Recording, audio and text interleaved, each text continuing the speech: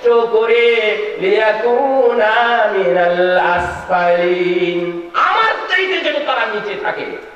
হে আমার ভাইরা, যারা আপনার সন্তানকে আপনি বিভ্রান্তির পথ, খারাপ পথে পরিচালিত করে অথবা পরিচালনার সহযোগিতা করে আপনি খুব বড় হাসি সেজে দাড়িওয়ালা, টুপিওয়ালা, রুমালওয়ালা হয়ে আপনি বসে আছেন, আর আপনার সন্তান চলে গেছে বিপদগামী হয়ে অন্য পথে, অন্য রথে চলে গেছে, তখন আপনি মনে করছেন আমি বেশ ভালো আছি, আমি বেশ জান্নাতি মানুষ, আমি বেশ পরহেজগার মানুষ, মুখে দাঁড়িয়ে আছি, আমি সালাত আদায় করছি, আমি তাহাজ্জুদ করছি।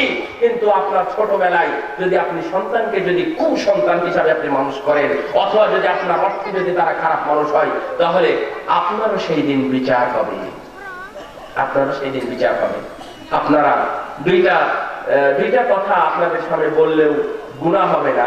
একটা হলো আমাদের বাংলাদেশ নয়, পৃথিবীর ইতিহাসে আমার জানা মতে এবং আমার লেখায় এই ধরনের ঘটনা মনে হয় পৃথিবীতে আর কোথাও ঘটেনি, যে একজন 13 থেকে 16 বছর মতান্তর আছে, তো মতনৈক্য আছে, এবং আদালতেও তার মতনৈক্য আছে। 13 থেকে 16 বছর বয়সে এক কিশোরী অথবা যুবতী, তার নাম হলো ঐশী, সে একাই তার বাবা মাকে হত্যা করেছে। আপনারা জানেন? তার মানে জানেন আপনারা, একাই তার বাবা মাকে হত্যা করলো। তার আগে কিসের কাহিনী? সে নাকি ইয়াবা সেবন করত, গ্রহণ করত, সে নাকি নাইট ক্লাবে যেত, সে নাকি রাত্রে বাহিরে থাকতো, সে অনেক টাকা পয়সা খরচ করত। প্রশ্ন, এই টাকা পয়সাগুলো সে ইনকাম করত? একজন দিত, তাই না? যেই হোক দিত, উনি মারা গেছেন, যেই হোক দিত। ঘরে তালা দেওয়া থাকতো না, চাবি কোথায় ছিল? সে যেত হেঁটে হেঁটে, নাকি কোনো বাহন নিয়ে যেত, কোনো গাড়ি নিয়ে যেত। এই টাকাগুলো কোথায় পেয়েছিল? গাড়ি কে দিয়েছিল? ঘরের চাবি কে দিয়েছিল? আবার গভীর রজনীতে অথবা শেষ রাত্রের দিকে আবার বাড়িতে ঢোকার জন্য চাবি কোথায় পেয়েছিল? কে দিয়েছিল? দায়িত্ব এড়াতে পারবেন?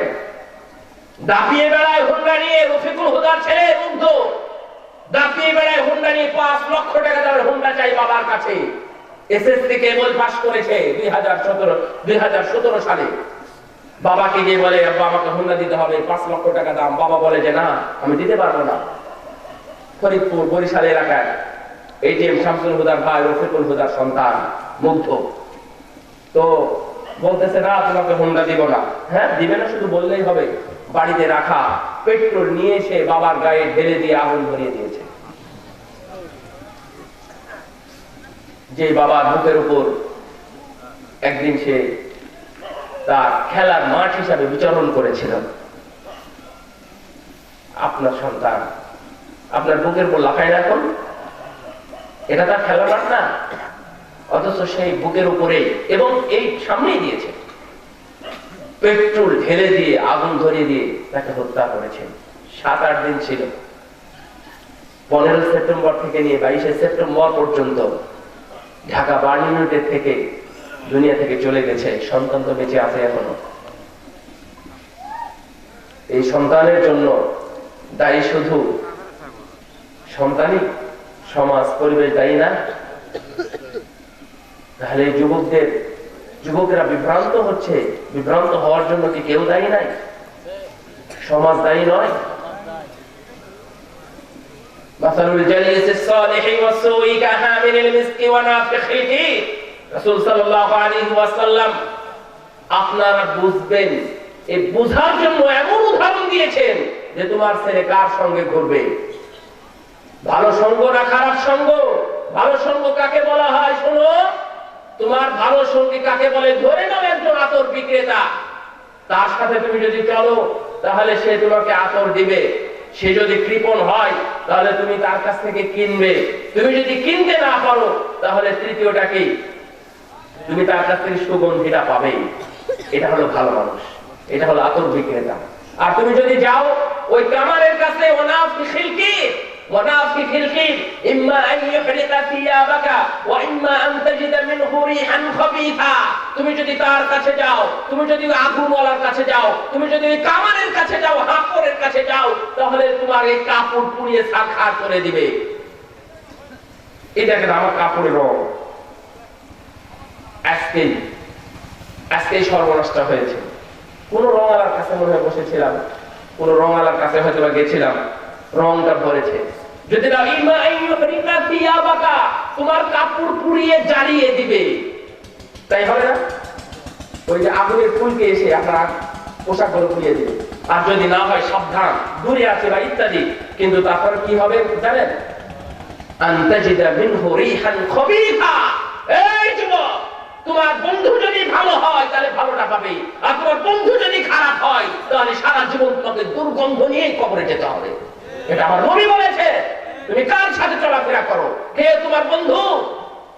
আল্লাহ রাব্বুল আলামিন বলছেন কোরআনের মধ্যে, আল-আখিল্লাউ ইয়াওমাইদিন বা'দুহুম লিবা'দ আদুউন ইল্লাল মুত্তাকিন। প্রথমে মসজিদে নববীতে গিয়ে যখন এই আয়াতটা আমার প্রিয় একজন ইমাম মসজিদে নববী শেখ সালেহ আল বুদাইল হাফিজাহুল্লাহ ওয়া রাআহ, যখন এই সালাতে এই আয়াতটা পড়তেন তখন উনি কেঁদে ফেলতেন। আল-আখিল্লাউ ইয়াওমাইদিন বা'দুহুম লিবা'দিন আদু ইল্লাল মুত্তাকিন। শুনবেন, দেখবেন, অর্থটা দেখবেন, তাফসীরও দেখবেন। সূরা যুখরুফের 67 নম্বর আয়াত, 67 নম্বর আয়াত দেখবেন। সূরা যুখরুফের 25 নম্বর পারাতে আছে, 15 নম্বর পৃষ্ঠায় সুন্দরভাবে লেখা আছে। ওখানে আল্লাহ রাব্বুল আলামিন বলছেন যে কিয়ামতের দিন ইয়াউমাইযিন বা'দুহুম লিবা'দিন আদুউন ইল্লাল মুত্তাকিন। কিয়ামতের দিন তারা সবাই পরস্পরের শত্রু হয়ে যাবে। কারা? যারা অন্তরঙ্গ বন্ধু ছিল তারা সবাই শত্রুতে পরিণত হবে। কারণ আমরা এই আয়াতের ব্যাখ্যা, এই আয়াতের অর্থ অন্য আয়াতে পাই। আপনি দেখেন সূরা আবাসার মধ্যে, সূরা আবাসার শেষে ইয়াউমা ইয়াফিরুল মারউ মিন আখিহি ওয়া উম্মিহি ওয়া আবিহি ওয়া সাহিবাতিহি ওয়া বানিহি লিকুল্লি ইমরিইন মিনহুম ইয়াউমাইযিন শাআনুন ইউগনি। সেই দিন ছেলে থেকে বাবা, বাবা থেকে সন্তান, অথবা স্ত্রী থেকে স্বামী, স্বামী থেকে স্ত্রী পালাবে। কেউ কারো হবে না। যখনই যাকে দেখবে এটা আমার বাবা, আমি পালিয়ে চলে যাব। বাবাও যখন সন্তানকে দেখবে বাবাও পালাবে, তাই না? একজন পালাবে না, কে বলতে পারে বলেন তো? কেউ বলতে পারেন? কেউ বলতে পারেন না। এই আয়াতের অর্থ এটা। যদি বলতে পারতেন তাহলে আয়াতের অর্থটা হয়ে যেত। আবার বললাম কোন সূরা? যুখরুফ আয়াত নম্বর কত? দেখবেন যুবকরা, তোমরা একটু দেখে নিবা। আল্লাহ রাব্বুল আলামিন বলছেন ইল্লাল মুত্তাকিন, পালাবে না, শত্রু হবে না, বরং বন্ধুতে রূপান্তরিত হবে যারা মুত্তাকিদের সাথে বন্ধুত্ব স্থাপন করেছিল। আপনার বন্ধু যদি আব্দুল মুত্তালিব অথবা আব্দুল মালিক হয়, আপনার বন্ধু যদি আব্দুল্লাহ আব্দুর রহমান হয়, আর সে যদি পরহেজগার হয়, সে যদি মুসল্লি হয়, সে যদি রোজাদার হয়, সে যদি যাকাত দাতা হয়, তার মুখে যদি সুন্দর দাড়ি থাকে এবং সে যদি ভালো একজন মানুষ হয়, সমাজের কাছে পরিচিত একজন ভালো মানুষ হয় এবং প্রকৃত একজন ভালো মানুষ হয়, এবং ওইটাই যদি আপনার বন্ধু হয়, কিয়ামতের দিন সে আপনাকে সহযোগিতা করবেন। আরো দেখবেন সূরা শুআরা 19 নম্বর পারাতে আছে, 19 নম্বর পারা 10 নম্বর পৃষ্ঠায় সূরা শুআরা 100, 101 এবং 102 নম্বর আয়াত। এই তিনটা আয়াতও আপনারা খুলে দেখবেন, খুব মজার আয়াত। এই যুবকরা একটু দেখে নিও। আল্লাহ রাব্বুল আলামিন বলেন ফামা লানা মিন শাফিঈন ওয়ালা সাদীকিন হামীম ওয়ালাউ আন্না লানা কাররাতান ফানাকুনা মিনাল মুমিনিন। আল্লাহ রাব্বুল আলামিন বললেন কিয়ামতের দিন ওখানে এই তাফসীরের মধ্যে দেখবেন, তাফসীরে অনেক আলোচনা এসেছে। আপনাদের আমার পরে আপনাদের কাঙ্ক্ষিত এবং বিশেষ ব্যক্তি, আজকের প্রধান বক্তা শেখ ডক্টর মুজাফফর বিন মুহসিন, উনি উপস্থিত আছেন। অল্প সময়ের মধ্যে ইনশাআল্লাহ উনি মঞ্চে চলে আসবেন। তার আগেই আমি যুবকদের উদ্দেশ্যে যে কথাগুলো বলছিলাম সেটা আমি গুছিয়ে নিব ইনশাআল্লাহ। আল্লাহ রাব্বুল আলামিন বলবেন যখন কিয়ামতের দিন ফয়সালা হবে, কিছু মানুষের যারা জাহান্নামী অথচ জাহান্নামী হয়ে গেছে, জাহান্নামে যায় না, জাহান্নামে না গিয়ে তারা জান্নাতের দিকে যায়, তখন জাহান্নামীরা জিজ্ঞাসা করে তারা কিভাবে জাহান্নাম থেকে জান্নাতে যায়, তারা তো জাহান্নামী। তখন তাদেরকে বলা হবে তাদের বন্ধুত্ব ছিল ভালো, তাদের বন্ধু ছিল মুত্তাকি, তাদের বন্ধু ছিল পরহেজগার, নেককার ছিল তাদের বন্ধু। তখন তারা বলবে ফামা লানা মিন শাফিঈন, আহারে আমার কোনো ভালো বন্ধু নাই, তাহলে আমার কোনো শাফাআতকারী নেই, আমাকে সুপারিশ করবে এরকম কেউ নাই। সে আফসোস করবে কে? যাদের ভালো বন্ধু নাই। যাদের ভালো বন্ধু নেই তারা কি বলবে?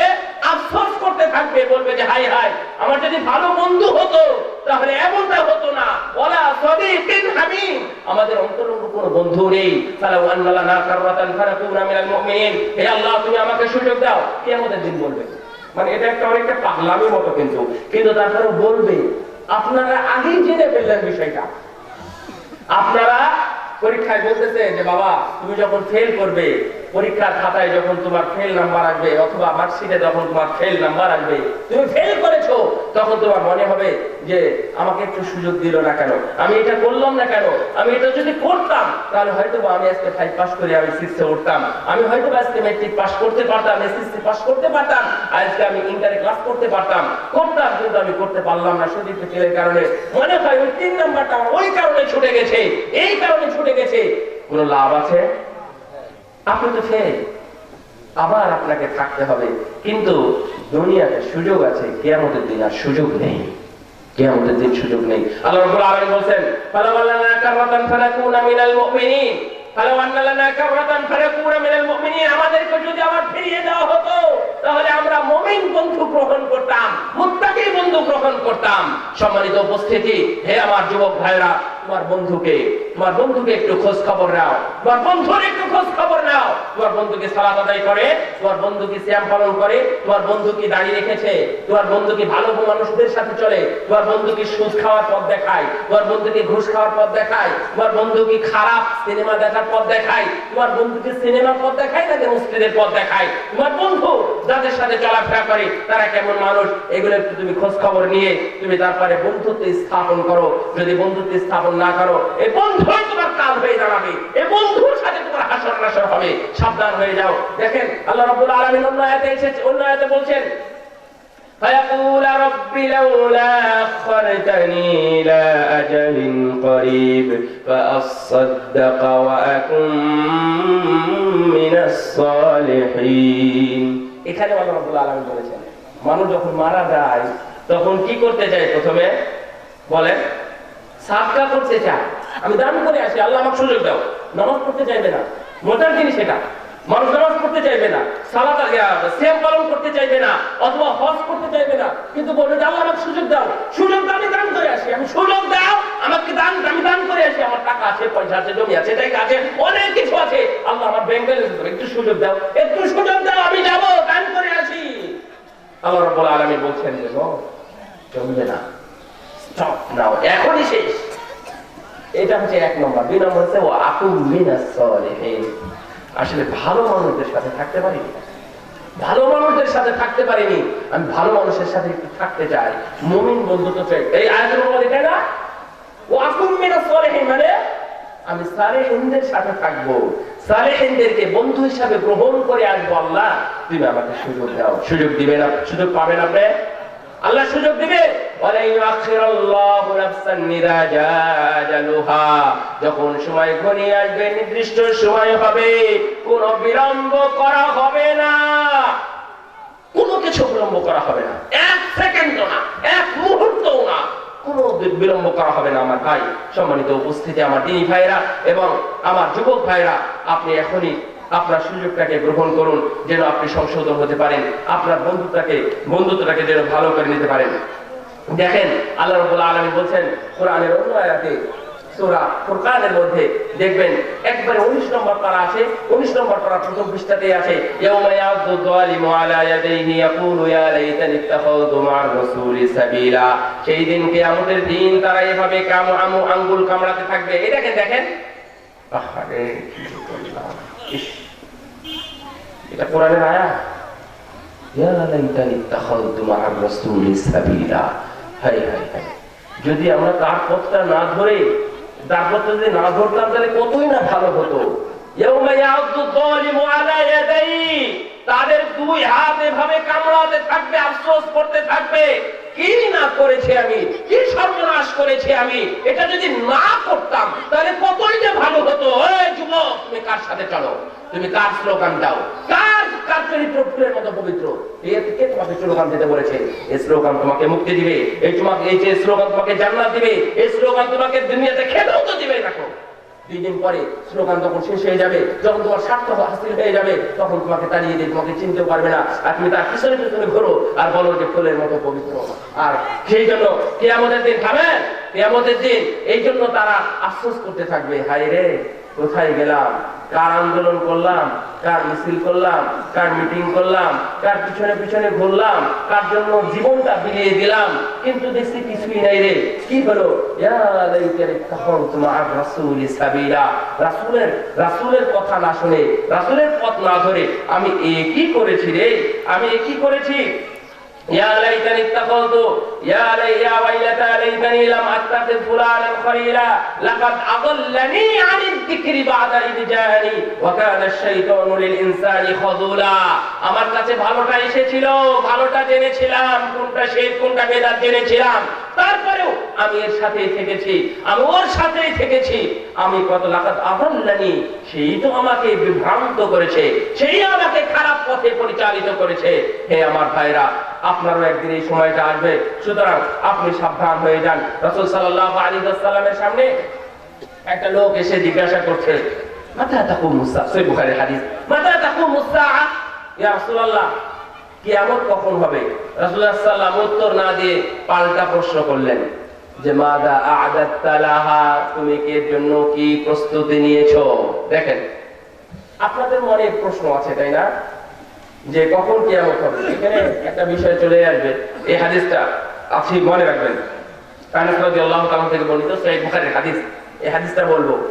তো কিয়ামত সম্পর্কে কথা বলতে গিয়ে অনেকেই আমাদের মাঝে একটা অধ্যায় রচনা হয়েছে নতুন ভাবে, যদিও এটা নতুন ভাবে রচনা নয়, এটা অনেক আগ থেকে চলে আসে একটি অধ্যায়, নতুন ভাবে এটা মানে আলোচনা, সমালোচনা এবং গবেষণা শুরু হয়েছে, এবং কিছু কিছু কথা আমরা শুনতে পাচ্ছি যে কিয়ামতের সাথে সম্পৃক্ত ইমাম মাহদী। ইমাম মাহদী সম্পর্কে আপনাদের কিছু ধারণা ভালো আছে আর কিছু ধারণা খারাপ আছে। ইমাম মাহদী হলেন কিয়ামতের বড় আলামতের একটা, কিয়ামতের বড় আলামতের একটা। যেই দিন জানবেন যে কিয়ামত কি ইমাম মাহদী এসে গেছে, তাহলে কিয়ামত খুবই সন্নিকটে। যদি ইমাম মাহদী এসে যান, তাহলে ঈসা আলাইহিস সালাম খুব দ্রুত চলে আসবেন। হাদিসে এসেছে, বিভিন্ন হাদিসের বিভিন্ন বর্ণনা এসেছে, আপনারা একবারে অ্যাকচুয়ালি ভাবে একটা বর্ণনায় কথা বলতে পারবেন না। কোন হাদিস সহিহ, কোন হাদিস দাঈফ, কোনটা মাউযু, কোনটা জাল, কোনটা বানোয়াট ইত্যাদি দিয়ে কাহিনী বর্ণনা করা আছে। তবে আমি যে কথাগুলো বলতেছি সহিহটা বলারই চেষ্টা করব। উনি হাদিসে আসছে যে 7 বছর প্রায় শাসন করবে, এবং মুলি আল আরদু কিসতান ওয়া আদলা, উনি জমিনকে ন্যায় পরায়ণতায় একবারে ভরে দিবেন ইমাম মাহদী এসে। কামা মুলিয়াল আরদু যুলমান ওয়া জাওরা, যেমন ভাবে দুনিয়াতে জুলুম, অত্যাচার, অনাচার, ব্যভিচার যেভাবে ভরপুর হয়ে গেছে, অনুরূপ ভাবে উনিও একবারে আদল দিয়ে, ইনসাফ দিয়ে, ন্যায় পরায়ণ দিয়ে, ভালো দিয়ে, কল্যাণ দিয়ে, সম্পদ দিয়ে উনি একবারে ভরে দিবেন পুরো পৃথিবীটা। উনি বলেন ইমাম মাহদী। যখন আসবেন তখন আপনাদেরকে জেনে নিতে হবে যে আমারও সময় হয়ে গেছে। আপনার তওবা কবুল হবে না হবে সেটা কিন্তু আমরা তখন জানি না, আমরা বুঝতেও পারি না। ইমাম মাহদী কখন আসবে এই প্রশ্ন আপনার কেন? এটা তো কেউ কোনোদিন করেনি। রাসূলুল্লাহ সাল্লাল্লাহু আলাইহি ওয়াসাল্লাম দুনিয়াতে কখন আসবেন এই প্রশ্ন কোনো নবী, রাসূল অথবা কোনো সাহাবী করেননি। তবে তারা সবাই কামনা করে গেছেন এবং ভবিষ্যৎবাণী করে গেছেন যে একজন মানুষ আসবেন। রব্বানা ওয়াবআথ ফীহিম রাসূলাম মিনহুম ইয়াতলু আলাইহিম আয়াতিকা ওয়া ইউআল্লিমুহুমুল কিতাবা ওয়াল হিকমা ওয়া ইউযাক্কিহিম। হে আল্লাহ, তুমি এমন মানুষকে পাঠাও এই আরবে, যে মানুষ এসে মানুষদেরকে সংশোধন করবে, মানুষদেরকে তেলাওয়াত শোনাবে, মানুষদেরকে পবিত্র করবে। এই দোয়া করে গেছিলেন ইব্রাহিম আলাইহিস সালাম। এই দোয়া 3500 বছর পরে আমার নবী মুহাম্মদ সাল্লাল্লাহু আলাইহি ওয়াসাল্লাম এসেছিলেন, কিন্তু উনি তো এটা বলেননি যে মুহাম্মদ কখন আসবে, এটা তো বলেননি। তো আপনাদের এই প্রশ্ন থাকার বিষয় না। ইমাম মাহদী উনি দুনিয়াতে আসবেন, যখন আসবেন আপনি জানতে পারবেন, তবে আপনি এটা বুঝতে পারবেন না যে ওনার নাম হবে মুহাম্মদ, বাবার নাম হবে আব্দুল্লাহ। কারণ রাসূলুল্লাহ সাল্লাল্লাহু আলাইহি ওয়াসাল্লাম বলে গেছেন যে তার নাম আমার নাম আর তার বাবার নাম আমার বাবার নাম একই হবে। তো যখন আপনি এখন দেখবেন সৌদি আরবে ঘুরে, আমরা সৌদি আরবে থাকতে গিয়ে দেখতে পেয়েছি যে এই ধরনের বাচ্চাদেরকে দেখে জিজ্ঞাসা করে তোমার নাম কি, বলে যে মোহাম্মদ। সত্য কথা বলতেছে। আপনি যদি 10 জন বাচ্চাকে জিজ্ঞাসা, যারা সৌদিতে ছিলেন বুঝতে পারবেন যে 10 জন বাচ্চাকে যদি জিজ্ঞাসা করেন তাহলে আপনাদের এখানে তো একই নাম পাওয়া মুশকিল 10 জনের মধ্যে, তাই না? তো আমার ধারণা 2 জন না হলে 3 জন তো অবশ্যই পাবেন, তবে 7 জনও পেতে পারেন। একই বাচ্চার সন্তান, মানে একই বাবার সন্তান, অনেকগুলো সন্তান, প্রায় 22-23 জন সন্তান। তো ওর নামও মোহাম্মদ, ওর নামও মোহাম্মদ, ওর নামও মোহাম্মদ। আমি 3 জন মোহাম্মদকে দেখেছি, কারণ মোহাম্মদকে তারা এত ভালোবাসে। তো আপনি বলতে পারবেন যে এই মোহাম্মদ বিন আব্দুল্লাহ মানে এটাই? নো, আপনি বলতে পারবেন না, কারণ রাসূল সাল্লাল্লাহু আলাইহি ওয়াসাল্লামের বিষয়ে ভাবে কেউ বলেনি যে এটাই শেষ নবী মুহাম্মদ সাল্লাল্লাহু আলাইহি ওয়াসাল্লাম। যদি জানতে পারতো হয়তো তারা শেষ করার চেষ্টা করতো, না অন্য কিছু করতো, নাহলে তারা মেনে নিত। কিন্তু সেই দিন জেনেছে 40 বছর বয়সে যখন নবুয়ত পান, তখন জেনেছে ইমাম মাহদী যেই দিন প্রকাশ পাবেন মক্কাতে, সেই দিন আপনি জানতে পাবেন ইমাম মাহদী এসে গেছে। তখন আপনি যদি মুমিন হন তাহলে আপনি বলবেন যে না, তাহলে ওনার কাছে বা ওনার কাছাকাছি বা ওনাকে ওনার আনুগত্যটা স্বীকার করেনি। আর আপনি যদি মুমিন না হন তাহলে আপনি বলবেন যে হ্যাঁ ইমাম মাহদী। কে বলেছে ইমাম মাহদী? ইমাম মাহদী জাহাদি না, ইমাম মাহদী কে বলেছে? ইমাম মাহদী আরো দেরি আছে, আরো 100, 200, 400 অথবা 1000 বছর পরে আসবে, ইত্যাদি কথা বলবে। কিন্তু পৃথিবীবাসী সেই দিন জানবে এবং এত পরিমাণ মানুষ মক্কাতে জমা হবে, এত পরিমাণ। ইমাম মাহদী উনি মূলত সিরিয়াতে। তো ইমাম মাহদী যখন প্রকাশ পাবেন, সিরিয়া থেকে সিরিয়ার মানুষই তাকে ধরে বলবে যে আপনি আমাদের নেতৃত্ব দেন, ওনার নাম মোহাম্মদ। তখন উনি বলবে যে না না, নেতৃত্ব দেব না। মানুষ যখন জেকে ধরবে তখন উনি এখান থেকে পালিয়ে চলে যাবেন, সিরিয়া থেকে পালিয়ে চলে যাবেন, উনি মক্কায় যাবেন। মক্কায় যাওয়ার পরে মানুষ বুঝতে পারবে এখানে মুহাম্মদ এসেছে। সেই মুহাম্মাদের তারা বায়াত নেওয়ার জন্য একত্রিত হবে, বহুত মানুষ তারা একত্রিত হবে। হওয়ার পরে তার হাতে বায়াত নেবে। বায়াত নেওয়ার পরে তখন মানুষ জানতে পারবে এবং ওখানে অনেক মানুষ জমা হওয়ার কারণে কিছু মানুষ হয়তো বা মারা যাবে। তখন ইহুদি নাসারাদের সৈন্যরা বলবে যে ওখানে একজন মানুষ এসেছে যে মানুষকে বিভ্রান্ত করছে, মানুষকে হত্যা করছে, এই জন্য আমরা তাকে দমন করার উদ্দেশ্যে আমরা ওদিকে যাচ্ছি। প্রায় 50,000 সৈন্যবাহিনী থাকবে। কতগুলো? 50,000 সেনাবাহিনী থাকবে। এই 50 ইহুদি নাসারাদের 50,000 সেনাবাহিনী ইমাম মাহদীকে মারার জন্য যাবে। কিন্তু আল্লাহ রাব্বুল আলামিন তাদের সবাইকে জমিনের মধ্যে ধসিয়ে দিবেন একজন ছাড়া। তারা সবাই মারা যাবে। মারা যাওয়ার পরে একজন এসে খবর দিবে যে না, এটাই হচ্ছে ইমাম মাহদী। আমরা বুঝতে পারিনি তাকে মারার জন্য আসতেছিলাম, আমরা 50,000 ছিলাম, তারা সবাই মৃত্যুবরণ করেছে, শুধুমাত্র আমি বেঁচে আছি। ও এসে খবর দিবে 50,000-এর কাহিনী। তারপরে সেখান থেকেই উনি যেহেতু প্রকাশ হয়ে গেলেন, ওখান থেকে উনি শাসন শুরু করবেন, শাসন কার্য শুরু করবেন। চারিদিকে উনি ফরমান পাঠিয়ে দিবেন এবং ইহুদি নাসারাদের যত কারুকার্য আছে, যত কার্যক্রম আছে, সবগুলো সেদিন এমনিতে অর্থবন্ধ হয়ে যাবে। কিছুটা বন্ধ হবে আর বাকিটা বন্ধ হবে। ঈসা আলাইহিস সালাম আসার পরে প্রায় 7 বছর উনি শাসন করবেন। 7 বছর শাসন করার পরে ঈসা আলাইহিস সালাম আসবেন। ঈসা আলাইহিস সালাম আসার পরে ওনাকে যখন পাওয়ার পরে তখন বলবেন যে আসেন, তাআল সাল্লাল্লাহ, আপনি আমাদের সালাত আদায় করুন। তখন ঈসা আলাইহিস সালাম বলবেন যে না না, আপনি সালাত আদায় করুন। এটা আবু হুরায়রা রাদিয়াল্লাহু তাআলার হাদিস এবং সহিহ বুখারী মুসলিমের মধ্যেই এভাবে এসেছে, কাইফা আনতুম ইদ্রাসা ইবনে মারইয়াম ওয়া ইমামুকুম মিনকুম। রাসূলুল্লাহ সাল্লামকে জিজ্ঞাসা করছেন, ইয়া রাসূলুল্লাহ, যখন ঈসা আলাইহিস সালাম নামবেন তখন তাদের কে ইমাম হবে বা কে ইমামতি করবেন? তখন রাসূল সাল্লাল্লাহু আলাইহি ওয়াসাল্লাম বললেন যে তাদেরকে ডাকা হবে যে আপনি আমাদের কাছে আসুন এবং আমাদের সালাত আদায় করুন। সাল্লি লানা, আপনি আমাদের সালাত আদায় করুন। তখন উনি বললেন যে না না না না, তোমাদের ইমাম আছে, তুমি সালাত আদায় করো। তবে হাদিসের ভাষা শেষ পর্যন্ত নেই যে ইমামতি কে করবে। আমার কথা বুঝলেন?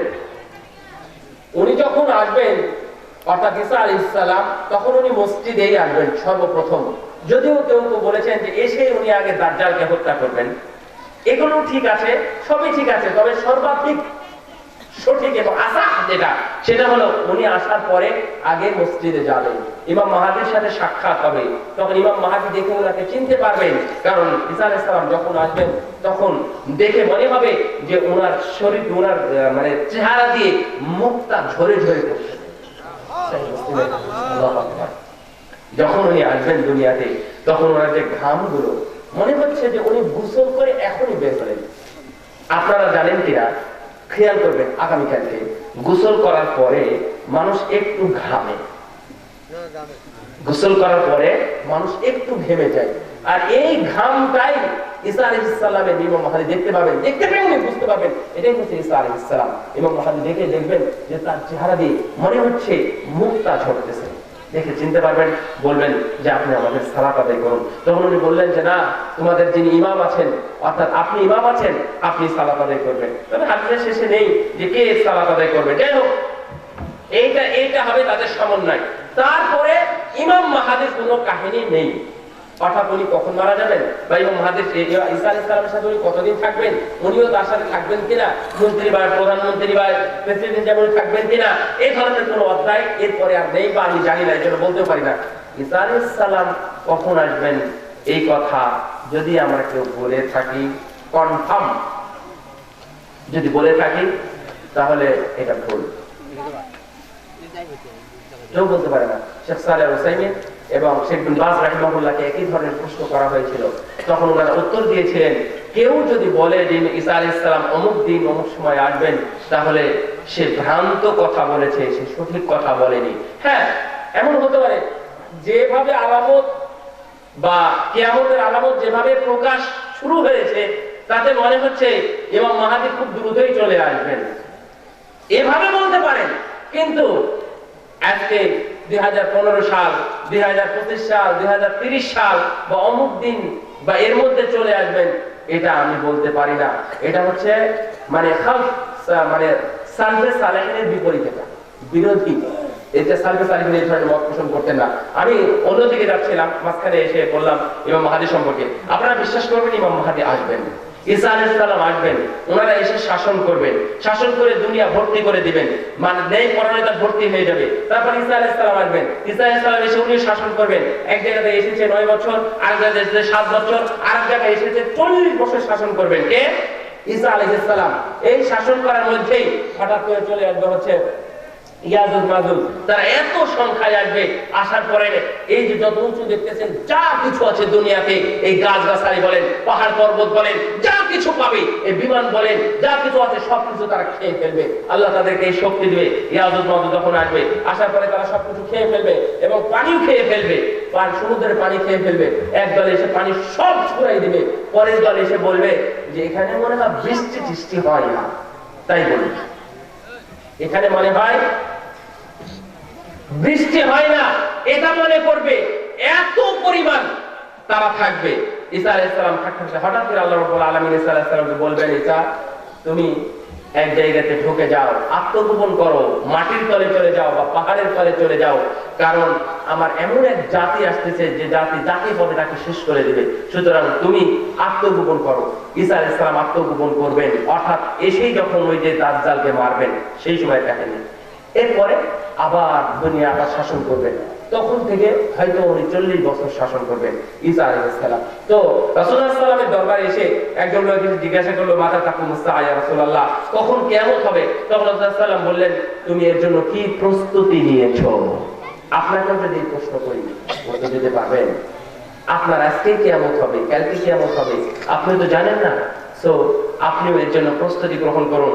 তখন ওই লোকটা বলল যে না, সেই আসলে আমি কিছুই প্রস্তুতি নিইনি, তবে উহিব্বুল্লাহ ওয়া রাসূলা, আমি আল্লাহ এবং আল্লাহর রাসূলকে ভালোবাসি। রাসূল সাল্লাল্লাহু আলাইহি ওয়াসাল্লাম বললেন, আনতা মা মান আহবাবতা, তুমি যাকে ভালোবাসো তুমি তার সাথেই হাসর নাসর হবে, তুমি তার সাথেই থাকবে। সুবহানাল্লাহ। আপনি কাকে ভালোবাসেন?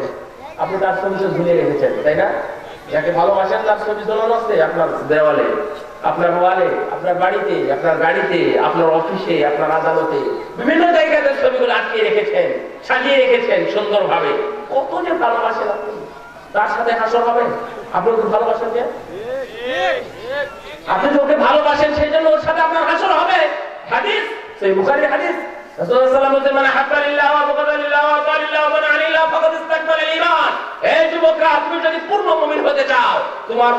যদি পূর্ণ মুমিন হতে চাও তাহলে কাউকে ভালোবাসতে হবে আল্লাহর জন্য, অন্য কোনো উদ্দেশ্যে ভালোবাসা যাবে না।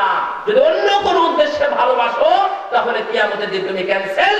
আপনি জানেন 7 জন ব্যক্তিকে আল্লাহ রাব্বুল আলামিন জায়গা দিবেন তার আরশের ছায়ায়, তাই না? তার মধ্যে 2 জন কারা? রাজুলানি তাহাব্বা ফিল্লাহি ওয়াজতামা আলাইহি ওয়া তাফাররাকা আলাইহি। যে 2 জন মানুষ পরস্পরকে আল্লাহর জন্যই ভালোবাসে, এই 2 জন মানুষকে আল্লাহ রাব্বুল আলামিন তার আরশের ছায়াতলে ছায়া দিবেন। সো অনেকগুলো হাদিস এসেছে ভালো বন্ধুত্বের জন্য যুবকরা, আর এর জন্য কারা দায়ী আপনারা বুঝতে পারছেন। শেষে একটা হাদিস, যে হাদিসটা আমি তেলাওয়াত করেছি, আল্লাহ রাসূল সাল্লাল্লাহু আলাইহি ওয়াসাল্লাম বলেন যে সায়াখুলু ফীকুম কওমুন তাহকিরুনা সালাতাকুম মা'a সালাতিহিম ওয়া সিয়ামাকুম মা'a সিয়ামিহিম ওয়া আমালাকুম মা'a আমালিহিম। তোমাদের মধ্য থেকে একটা সম্প্রদায় বের হবে, একটা দল আসবে, তারা বেশি বেশি সালাত আদায় করবে, তারা বেশি বেশি সিয়াম পালন করবে। তোমাদের মনে হবে তারাই বেশি সিয়াম পালন করে, তারাই বেশি সালাত আদায় করে, তারাই বেশি বেশি ইবাদত করে, তারা বেশি টাকা দান করে, তারা বেশি বেশি যাকাত দেয়। তোমাদের এমন মনে হবে। তারপর উমরাল কোরআন, তারা কোরআন তেলাওয়াত করে, লা ইউজাউযু হানাজিরাহুম, এমনিতে ছুটে ছুটে তেলাওয়াত করে, কিন্তু তাদের কণ্ঠনালীতে প্রবেশ করে না। ইয়ামরুকুনা মিনাত দ্বীন, তারা দ্বীন থেকে বেরিয়ে যাবে, তারা দ্বীন থেকে বেরিয়ে যাবে। বেশি সালাত, বেশি সিয়াম, বেশি ইবাদত মুক্তি দেয় না, তাদেরকে দ্বীন থেকে বের করে দেয়। ও আমার ভাইরা, বেশি সালাত বেশি সিয়াম কিভাবে দ্বীন থেকে বের করে দেয়? রাসূল সাল্লাল্লাহু আলাইহি ওয়াসাল্লামের সামনে 3 জন ব্যক্তি এসেছিলেন তার ইবাদত সম্পর্কে জিজ্ঞাসা করার জন্য। জানার পরে বললেন যে না, আল্লাহর নবী বেশি কম করে ইবাদত করে, কারণ ওর আগের গুনাহ পরের গুনাহ ক্ষমা করা হয়েছে। আমি বেশি করে ইবাদত করব, পুরো রাত সালাত আদায় করব, প্রতিদিন সিয়াম পালন করব, আমি বিয়ে করব না। রাসূল সাল্লাল্লাহু আলাইহি ওয়াসাল্লাম বললেন, এই শোনো, এগুলো প্রত্যেকটা আমার সুন্নাত, আর আমি দুনিয়াতে না আশাকুম আতকাকুম ইল্লাহ, আমি দুনিয়াতে সবচেয়ে বেশি ভয় করি আর আমি বেশি পরহেজগার, সুতরাং আমার আদর্শের মধ্যেই তোমাদের মুক্তি রয়েছে।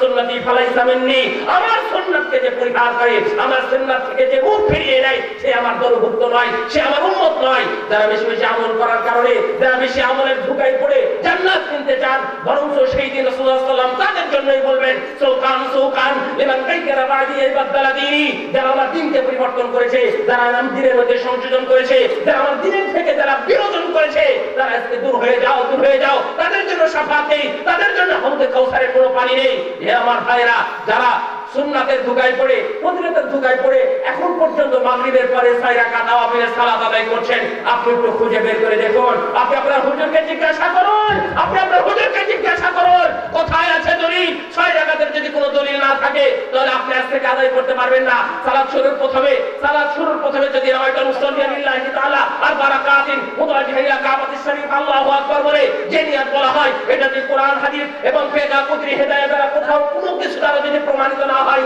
তাহলে আজকে থেকে আপনাকে ছেড়ে দিতে হবে। মাগরিব পড়েছেন, ইশা পড়েছেন, এটা হয়তো আল্লাহ রাব্বুল আলামিন পুরো বিবেচনায় নেবেন, কিন্তু এখন শোনার পরে যদি আপনি ফজরের সালাতে রাওয়াইতুল মুসাল্লিয়া পড়েছেন, তাহলে আপনার সাথে সেই দিন সাক্ষাৎ হবে। আপনি রাসূলুল্লাহ সাল্লাল্লাহু আলাইহি ওয়াসাল্লামকে অপমান করেছেন, রাসূলের শরীয়তকে অপমান করেছেন। যুবকরা, তোমরা যদি আজকে সংশোধনে না আসো, তোমরা যদি লেখাপড়া না করো, তোমরা যদি অধ্যায়গুলো না জানো, তাহলে সমাজে কে বলবে? সবার প্রতি বছরের মধ্যে একদিন আমি অথবা অমুক এসে তোমাদেরকে কেউ সংশোধন করতে পারবে না। এই অধ্যায়গুলো তোমাদেরকে জানতে হবে। যদি না জানো তাহলে তোমরা অবশ্যই তোমরা বিভ্রান্ত হবে, তোমরা অন্যদেরকে বিভ্রান্ত করবে, তোমার বাবা মা ধোঁকায় পড়ে যাবে। আমি যে হাদিসটা বলছিলাম সেই বুখারী মুসলিম 5058 নম্বর হাদিস, আমি আপনাদের যারা বিশেষ করে যারা যুবক রয়েছে, আপনার সন্তান বিভ্রান্ত হচ্ছে কিনা দেখুন। ধর্মের নামে তারা বিভ্রান্ত হচ্ছে, ধর্মের নামে তারা যুদ্ধ জিহাদ কোথায় থেকে নিয়ে এসে রাতারাতি যুদ্ধ করে তারা মনে করছে আমি জান্নাত কিনে নিব। নো, এটা ভুল। রাসূল সাল্লাল্লাহু আলাইহি ওয়াসাল্লাম বলেন, সুফাহাউল আহলাম ওয়া হুদাথাউল আসনাম, তাদের বয়স কম, মানে যুবক, ওরা বড় আলেম হতে পারেনি, একটু ভারী হয়নি কথা বলার জন্য, সুফাহাউল আহলাম, কিন্তু তাদের বুদ্ধি বিবেকটা বোকা, তাদের বুদ্ধি হবে কম। ইয়াকুলুনা মিন খায়রি কওলিল বারিয়া, দুনিয়ার সবচেয়ে ভালো মানুষ, তার চাইতে ভালো কথা বলে আপনাদেরকে জান্নাতের পথ দেখাবে। নো, এর মধ্যে কল্যাণ নেই।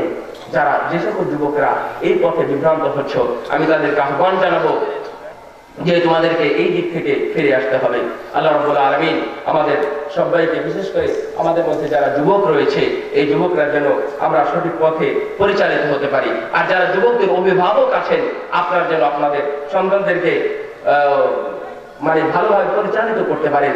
সর্বশেষ ইমাম হাসানুল বসরি রাহিমাহুল্লাহ উনি বলতেছেন, আকফিরুস সাদিকাল হামিম ফাইন্নাহু ক্বাদ ইনজা, আকফিরুস সাদিকাল হামিম, তুমি ভালো বন্ধুত্ব বেশি বেশি করে করো, কারণ এটা তোমাকে মুক্তি দিতে পারে। যে কোরআনের আয়াত এবং হাদিস বললাম এর আলোকেই। আল্লাহ রাব্বুল আলামিন তুমি আমাদের সবাইকে এই অর্থাৎ মানে আমাদের যৌবনকে সুন্দরভাবে পার করার তৌফিক দান করো। এই এলাকায় যে যুবকগুলো আছে তাদেরকে সঠিক পথে পরিচালিত করো। আজকের এই আয়োজন যারা করেছিল, বিশেষ করে যুবক এবং আমাদের প্রবাসী ভাইরা, আল্লাহ তুমি তাদেরকে পূর্ণ হিসা কাতাবাল্লাহু আজরাকুম, আল্লাহ রাব্বুল আলামিন যেন তোমাদের জন্য উত্তম নেকি লিখে রাখেন। বারাকাল্লাহু ফিকুম ওয়া সাল্লাল্লাহু আলা নবিয়িনা মুহাম্মদ ওয়া আলা আলিহি ওয়া সাহবিহি আজমাইন। সুবহানাকাল্লাহুম্মা ওয়া বিহামদিকা আশহাদু আল্লা ইলাহা ইল্লা আনতা আস্তাগফিরুকা ওয়া আতুবু ইলাইক। আসসালামু আলাইকুম ওয়া রাহমাতুল্লাহি ওয়া বারাকাতুহু।